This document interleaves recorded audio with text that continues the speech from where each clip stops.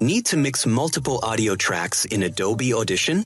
Whether you're editing a podcast, layering sound effects, or creating a music track, I'll show you exactly how to add and arrange multiple audio files in just a few simple steps. Let's get started. Open Adobe Audition. Click on the File menu. Select New, then choose Multitrack Session. Click on OK. Simply drag and drop your audio files directly into the panel.